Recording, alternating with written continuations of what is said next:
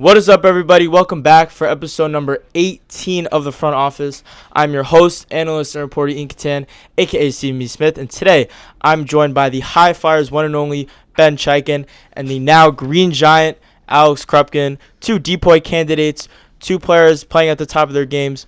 Welcome to the podcast, boys. Thank you. Thank you for having me. All right, so I'm going to start with a bit of a generic question, but it'll just get things going. We'll start with you, Ben. Ben, your team is top 3 in the league right now in terms of standings, top 3 in terms of power rankings. You're up there in DPOY. How would you evaluate your season so far? I think we're playing pretty good. We've gone through some trades. We've had a couple losses to good teams, but I don't know. We play hard. We play physical. We just try and out-hustle the other team because we're never the biggest, but we've been playing pretty good so far.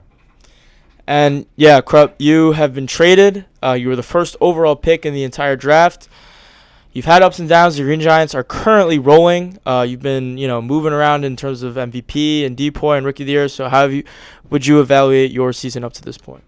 So the start of the season, it's kind of like a roller coaster of things. We started off with a loss, then we came back, and we're up, and then kind of just been going a little back and forth. And my Angels tenure didn't end exactly how I wanted to, but, now's a new chapter. I'm on the Green Giants. We're rolling. We've been 3-0 these last 3 games, so I'm really liking it. I think we got a great squad. I love all the boys there, and I know we're ready to do something great in the playoffs. Great answers, both of you. Ben, I'm going to go to you first. Let's do some trade talk. You weren't directly involved in the trade, but your team was. You got the MVP from last season. You shipped off Brett / Matt Dell. In return, you got PJ. The team's been rolling. You guys just beat the Cobras, who are on a 4-game losing streak. We'll get to that in a moment. So how would you say that trade has affected your team? I think the trade definitely changed our team, but we kind of had to make it. Brett, we didn't know if he was going to be healthy for the rest of the season, and Dell wasn't allowed to play in the playoffs, so we kind of knew we had to make a move, and PJ was kind of just the right fit, and we've been working with it. Yeah, and then Krupp, you were directly involved in a trade. You were shipped off from the Angels, who were well below 500 at the time, and then now you're on the Green Giants, who are on a 4-game win streak. You guys are now 6-6. You guys are really on the come up, tied for 6th in the overall standings. How would you say that your trade has affected your season overall? It definitely helped my season. Ever since I've been traded, I've won my last 3 games. Before that, we weren't winning. Wasn't a great feeling, but yeah, it's boosted the morale. Feel great. We're winning games, so I'm loving it. I'm loving my new team. So let's get to why I picked you two specifically for this episode. Ben and Krupp have consistently been in my Defensive Player of the Year rankings. Website is completely updated. Go check it out if you haven't already. You guys are at the top of your game on that side of the ball. There's nobody questioning that. So I want to break it down and how you guys go about your game. Ben, we'll start with you.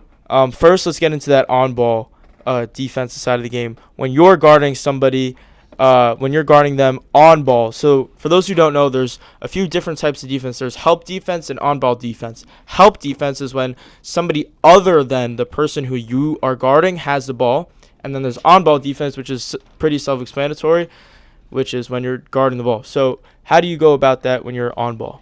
Yeah, well, I'm low-key both the big man on my team and the on-ball defender. So I kind of just pick and choose who to guard every game, but so it kind of differs. But if we're playing Arbery and Cash, obviously I'm gonna let them shoot a little bit more and play inside the help and ought to be a little bit more physical. But when I'm playing DC and Chase, I'm stepping up, keeping a hand in their face, kind of making them drive down the lane because I know that I'm just a little bit bigger down low. So I kind of have to switch it up based on who I'm playing. Yeah, and then Krupp, I want to ask you, you've also guarded some of those top guys this season. How do you go about, being an on-ball defender? Well, I like to use just my size to my strength. When I play defense, I like playing physical, and I don't know, I just like getting up into their faces and into their body whole game. But none of this fouling, reaching stuff that a lot of different kids do in the LSU. Just like to take advantage of the rules, I guess. But no, yeah, I just play physical, stand in front of them, and move my feet, and that's really all it is. Yeah, and then obviously, there are some guys in the NBA who get a lot of hate for being bad defenders, but people don't really know what that means. Like James Harden, and then you watch him, and he'll get a stop and be like, oh, look, he's a good defender. But there's another part, it's that help defense that you guys have been really shining coming across, getting blocks, and sometimes they don't get the blocks, but the guys don't even shoot it, or when they do shoot it, it's a bad shot because you're in the way. So how do you go about navigating playing defense when you're off the ball? Yeah, I mean, it definitely like depends on who you're guarding. That's the main thing. Like if you're guarding like a lethal 3-point shooter, like, you can't just leave him open. You gotta kind of stay with him more. But if you know your man can't shoot, like you have a lot more leniency. And like if someone's driving and they clearly have their head down, like they're not looking to pass at all, like it's a free opportunity to go in and help your teammate out. Yeah, and then Krupp, you as well. You've also, because you've been kind of the big man on your team. I know you were with Tyler, who's technically taller than you, but you definitely have a bigger frame than him. So, how have you been going about being a help defender? Yeah. Well, I mean, I think the number one most important thing in defense is just talking. Off ball, I'm always just making sure that my teammates know where I am, know that I have them. I got your help right. I got your help left. Watch the screen coming. I think that's the most important thing. Maybe in basketball is just talking because it's a team sport at the end of the day. And if you guys aren't on the same page, then you're not going to win games. So, yeah, definitely my talk. I mean, it comes from football, 11 men on the field on each side, I guess. So you definitely have to talk. And then, I mean, this is kind of self-explanatory, but, like, to get steals, if there's a weaker guy dribbling the ball, sometimes I'll just reach in and get it. So, yeah. Yeah, and then defense leads to offense, especially in this league, because all you got to do is, take it back and then go. You don't have to – there's no transition. You get a steal. You can kick it out, get it right back, and score. You guys have similar-ish numbers. Ben, you're having an incredible season, 9-9 and 1, and then Krupp, 11, 7, and 3 assists per game. So how have you guys been able to turn that defense into offense this season? Yeah. Something I've learned is like when you get a defensive rebound, like you got to try and push the pace a little bit. But because like the offense now defense like usually isn't ready, so we try and take advantage of that. But then also a lot of pick and rolls, a lot of physical hard screens, and kind of just like taking advantage of like the weaker defender on the other team. Like everyone on my team can score, so we're pretty much just like looking for the best matchup we have every game. I love that advice. Whenever we try to run pick and roll or anything like that, we love off-ball screens just because we always try to target the mismatches, which we can hopefully exploit as best as we can. And then, yeah, also I think just basketball is just a momentum sport. If you get a good defensive stop, like you got a block, you got a steal, you got anything. If kids can't shoot, then guess what? Now you have the ball and you have a chance to make a play. And I think that's the biggest part of it. Yeah, well, you guys have definitely been two of the premier players overall in terms of both offense, but especially defense. So I do want to switch it up and do a new segment presented by Cherry Lawn Market. Is that okay with you guys? That's awesome. Yes, sir. All right, so this is going to be King of the Hill, who is harder to guard edition. All right, so we're going to start from the bottom and work our way up. I'm going to give you guys two players, and you guys are going to have to agree on who is harder to guard. All right? Okay. So we're going to start this off with, let's go. All right, let's start this a little lower. Let's go Richard and Danny. I think Harder to guard. That's kind of interesting because those are both the 4-man candidates, right? Top two. Yep. I don't know. They play different. Like Danny is just we know what you're getting out of him. He's not really trying to get to the rim, but he's got like one of the fastest releases and he can hit his threes. And then Richard's. I think Richard's a good shooter and he's sneaky. Like he's sneaky getting down the lane and like putting up a good layup. I would say Richard. Yeah, I agree. I think he has a little more to his game. All right, next we're gonna go Richard and Sengo. I hate guarding Sengo. I feel like I've been saying like he alters his steps differently. Like it kind of just like tweaks me out when I guard him. I don't know. I think Martin's like sneaky, really hard to guard. It's definitely Sengo. I mean, Richard will hit some crazy threes on you, which is very annoying. But just in terms of staying in front of them, it's Sengo. All right, so we got Sengo. We're gonna go Sengo and Max Spencer. Ooh. Max is a really fast first step. I don't know. Low-key, I'm gonna go Max Spencer just because of off-ball stuff too. He's one of the slipperiest dudes, no Diddy, but he slips. He's best cutter in the league. So, yeah, I 100% agree with that. He's very slippery. All right, so we're going with Max. Yeah. All right, Max and Gavin Welling. I haven't played Gavin yet. They Me forfeit neither. against us. I mean, I think Max is just easier to guard. I mean, no, Max is harder to guard. Yeah, I think Max's off-ball cutting is just like it's by far the best. And I feel like you know what you're getting out of Gavin. Like he's a good scorer, he's a good defender, but yeah, sure. All right, so we're going with Max. Yeah. All right, Max, and we're gonna go with Gavin's teammate Eli. Eli's a good shooter. Yeah, I think I want to say Max again.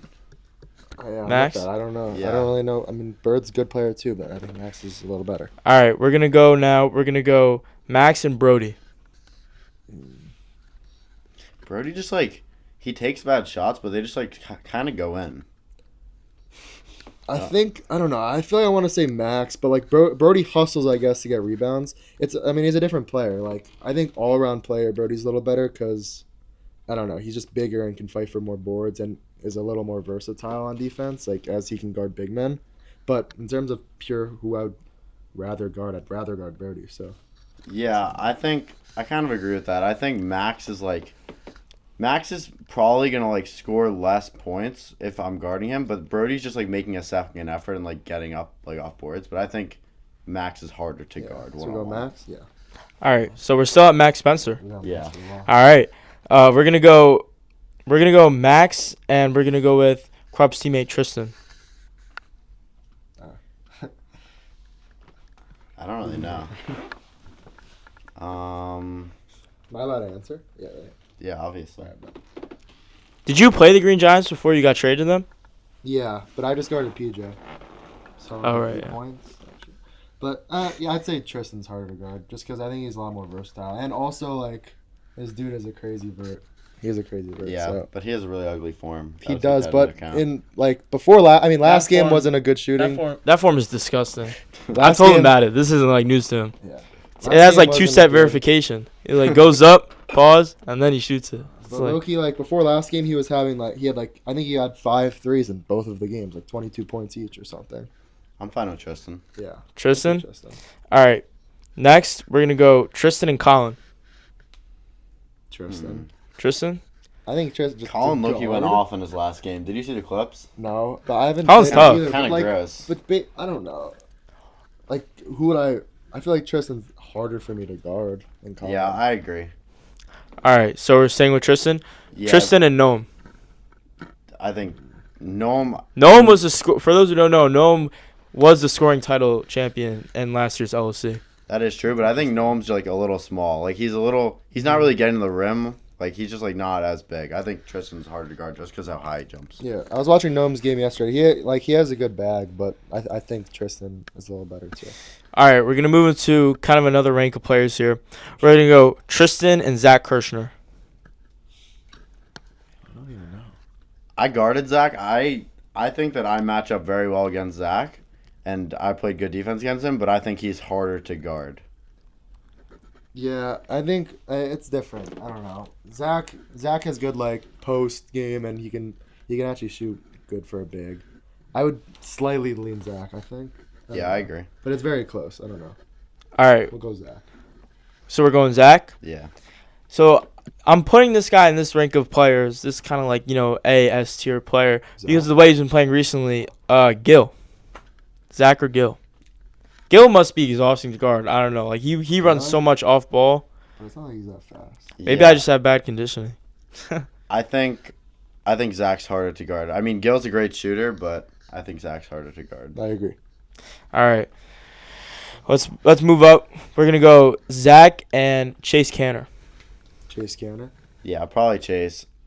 I did play great defense against him recently, but Chase is hard to guard. You give him some space, he makes he's just everything gonna off hit. the backboard. Yeah, and he Just shoots it layups. so high, like it's very hard to block the ball. Mm-hmm. All right, Just hit Chase. Chase and Hirsch.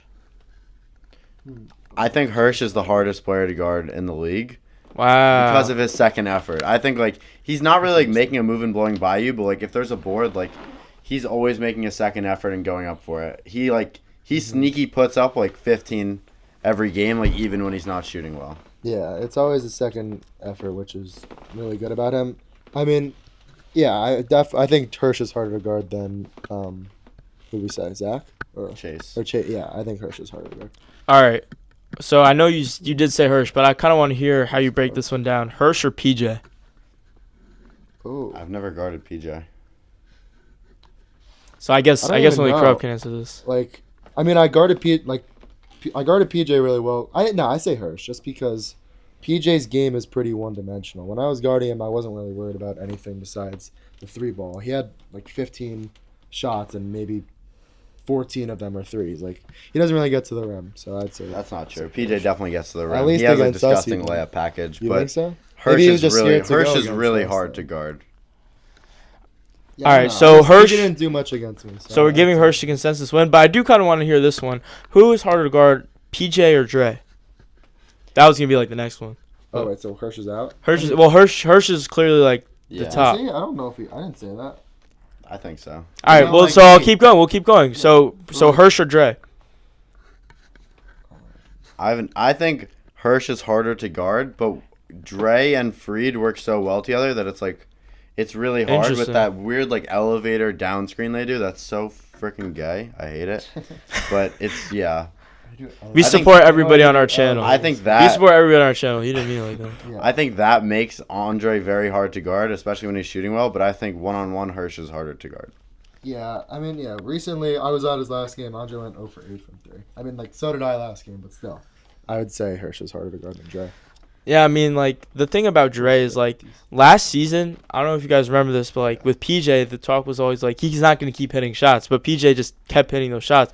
Dre, up to their, like, on their 8-game win streak, it was, like, Dre's not going to keep hitting the shots. But now he's not hitting these shots, and the Dogs are on this, you know, they've lost 3 out of the last 4. They've lost to some bad teams. Like, it's been shaky. Yeah, they're But- tweaking out in their last game. Yeah, really interesting. So I know that you guys are both up there for DPOY and Krupp. I know you've kind of been there for MVP. But I do want to ask you guys, let's, change topics. So we're done with this segment. That ends our segment presented by Cherry Lawn. Shout out Jake Saxon. So I know you guys are both up there for DPOY. So I'm not going to ask you about that. I'm going to ask you guys, if the season ended today, the regular season ended today, who would you give your MVP vote to? You want to take that first? I think it's Matthew Hirsch. I think he's just a dog. I don't know, like, his team is good, but, like, I think you put anyone else on that team and they're not doing the same thing that they are with Matthew Hirsch. Yeah, bro. I don't even really know what to say because, I don't know. This may sound, like, arrogant or whatever, but, like, every time I've played Matthew Hirsch at home, I can guard him because we're great friends. We used to play basketball, like, maybe once a week, just on the weekends. Like, I wish I had a chance to play that team this year. Hopefully we have a chance in the playoffs because I know I can shut him down for sure. But with the way he's been playing right now, he's been playing like an MVP. I would say Nate if he was able to play more games because I think he's definitely the most talented guy in the league. But as of right now, I'm between either Hirsch or DC, and I think you can go to either of them. I mean, that's always gonna be the conversation. Like, it's really a 4-headed. You could even put Freed there now with the way he's been playing recently. Like, it's a 6-person race. Like, there's, DC's been up there because his team is also good. I know the Dogs are on a skid right now. But for those who don't know, who haven't been tapped in, shame on you if you haven't. But DC and his Panthers are on a 8-game win streak, looking to make it 9 as this episode is being recorded against the Jackals, who are spunky. They could beat them. DC has turned himself into one of those top 3 MVP candidates. I know you played against him this year, right? Yeah. Have you played against the Panthers yet? No, but we haven't played against so many. I mean, I haven't played against so many good teams. Yeah, but I mean, so I want to ask you, Ben. You've played this Panthers team. They're just on a roll. They're number 1 in standings and power rankings right now. What is it that makes this team just so hard to beat? We played great. We played all right against that team. We didn't shoot very well, but we were playing great defense. And Danny had 16, Yeah, I was a recorder for that game. Yeah, Danny had 16 points. I mean, we held DC to like 7. Gil wasn't hitting any shots. Like, we really had a chance to win there, and Danny was just going crazy. I mean, they passed the ball great, and Noah's a big force down, but I don't know if they're an unbeatable team per se. Was that the first PJ game? Was PJ on your team then or no? No, that wasn't No. the first. Was he on your team still? Yeah, he was on our team. I mean, I feel like those top few teams are really interesting to look at because in the LOC, this isn't like the NBA where you get a 7-game series each round. Like, if you lose game 1, you're out. It's win or go home. And if anybody goes off, like we just saw, Trojans were on a 6 or maybe 5-game win streak, and they were about to lose to Cheikin because Sam Kush couldn't miss a shot. Like, it's stuff like that makes Sam it. Kersh is tough. Yeah. Yeah, He Sam. needs more confidence. Shout out Sam Kush. Yeah, listen, that trade really kind of like unlocked him in a way, you know.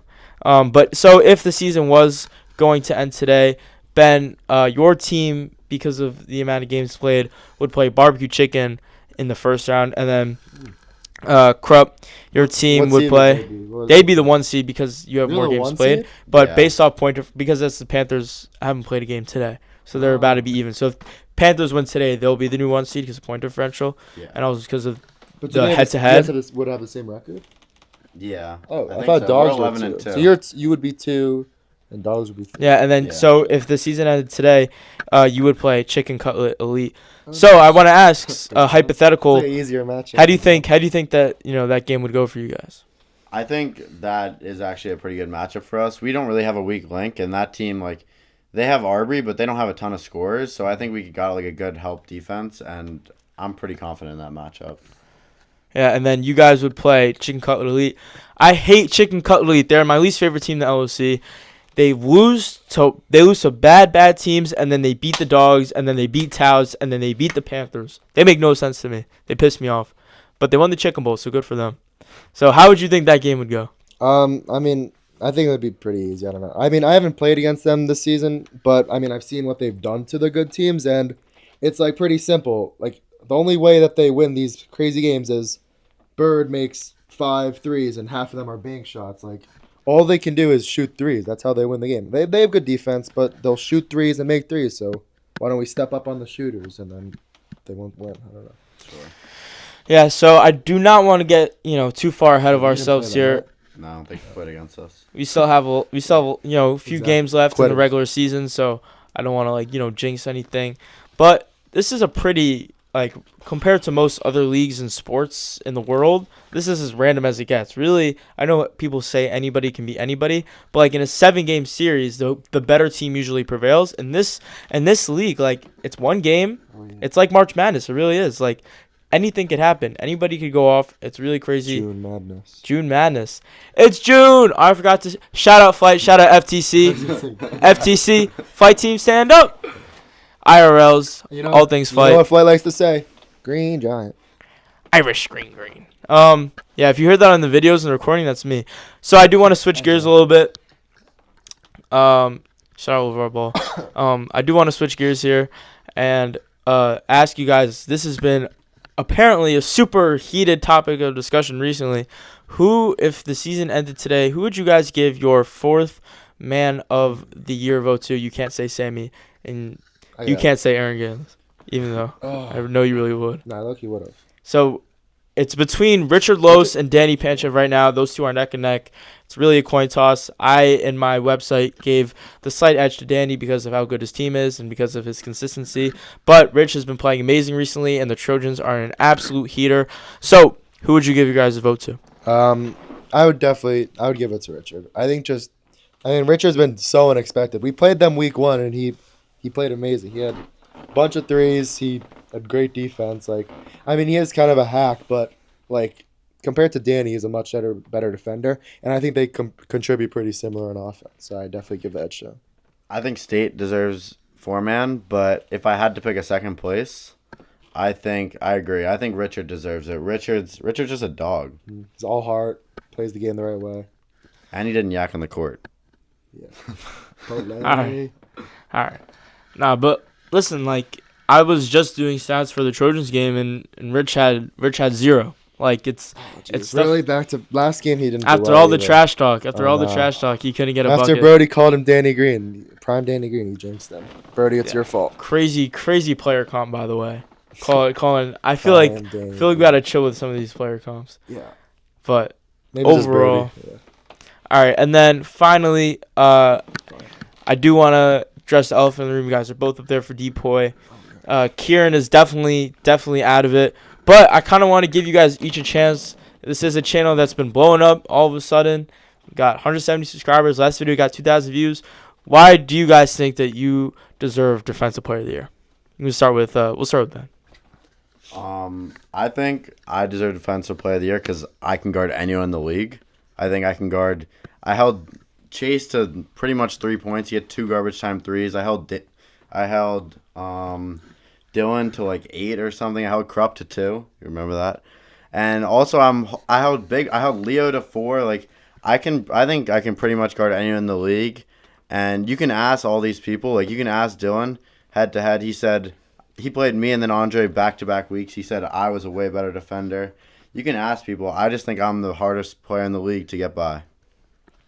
I don't know. I mean, I'm glad that he believes he's the best defender. I would if I was him. Like, I believe he should believe that because I believe that I'm the best defender. That sounded kind of weird, right? No, it's just that's competitive nature. Yeah, it's the like he should believe that he's the best, and I believe that I'm the best. But I think it's just because I'm confident that I can guard anyone in the league. Also, I don't really care that much about this, but steals and blocks matter. I don't know. Recently, I've been getting a lot of steals. I don't even know how that happened. Like I had 10 in one game.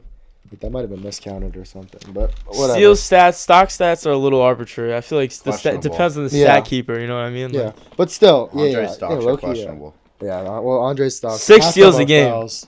Like, Yeah, but what? I'm not a hack. Brody says that Ben's a hack, so maybe.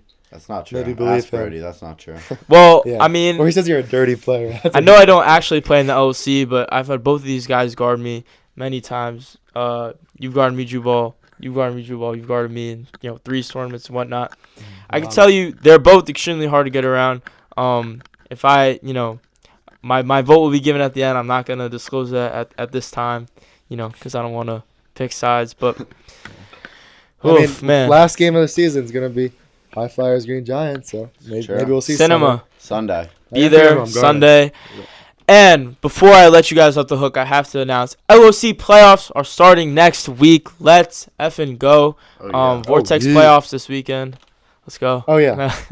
But Sunday. it's single elimination. We're thinking about maybe in the finals and semifinals doing a best of 3. We're putting an asterisk on that right now. But it's gonna be, if you haven't been to a game, I don't know how that's possible. But if somehow you haven't been, make sure you go out and watch as many as you can before it's up. And before we go into our hiatus until the next LOC season will begin. So, with that being said, I'm your host, analyst, and reporter, Ian Catan, a.k.a. CB Smith. This was Ben Cheikin of the High Flyers, Alex Krupkin of the Green Giants, and we will see you next time. Thank you, Ian.